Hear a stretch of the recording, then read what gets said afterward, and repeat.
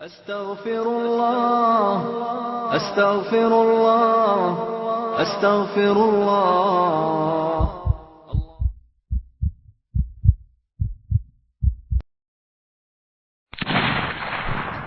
One general principle of the upper respiratory tract, of which the nose is part of, or the nasal cavity, which is inside the skull, is that if only air will be touching an epithelium, it'll probably be a non-stratified or perhaps a pseudostratified columnar ciliated epithelium.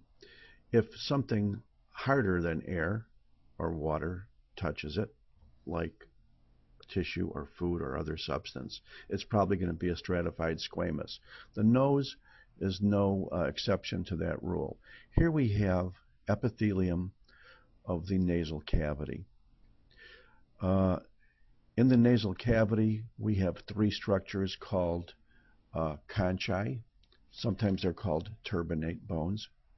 And the intervening recess underneath each turbinate is called a meatus. There's a superior, a middle, and an inferior one.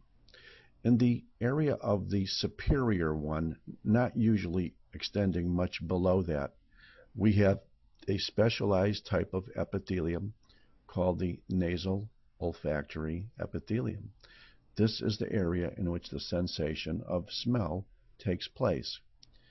It is also an area in which we can see a ciliated type of epithelium.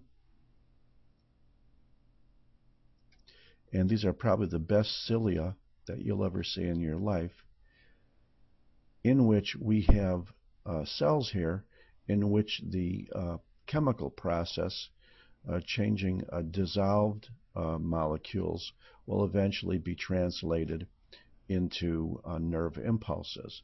This is the olfactory epithelium, and here's the basement membrane of the olfactory epithelium.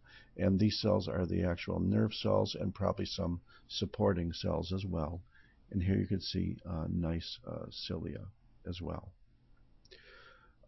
Here are glands which moisten the nasal olfactory epithelium, because without the molecules dissolving, there can be no smell. And these glands, looking chiefly like serous glands, are called Bowman's glands.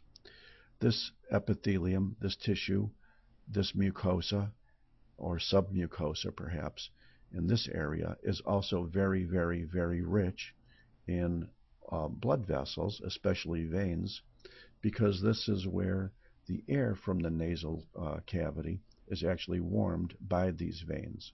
Notice in a portion of the nasal cavity, or any portions of the turbinates, in which there is no nerve, in which there is no smell sense taking place, it is just a regular old pseudostratified ciliated columnar epithelium with numerous goblet cells. Here are the cilia. Here's 1, 2, 3, 4, 5, 6 goblet cells, and the rest of these are just simply columnar cells. Here's a large blood vessel. Here's some bone, because remember, these are actually covering thin bones called nasal turbinates or conchae. And here is the portion of the nasal cavity in which the epithelium is specialized into olfactory epithelium. And is there anything here that we can't identify? I don't think so. I think we pretty much nailed it down. Look how thin the bone can be. Look how nice and typical this pseudostratified ciliated columnar epithelium is. Look how very, very, very rich the underlying connective tissue is with veins in order to warm the air that travels through this cavity. And notice the general structure of the specialized olfactory epithelium, which will be sending out nerve fibers which will eventually pierce the cribriform plate to travel to the optic bulb. Thank you very much. هاتنا واللي كفا ولنعاود من قريب ولنعاود من قريب ولنعد للنور عهد ماضينا الأليم، عهد ماضينا الأليم. يعز الرحمن يهدي كل صبار منيب، ويعيد الحب يندي بالهدى قلب الحبيب. يعز الرحمن يهدي كل صبار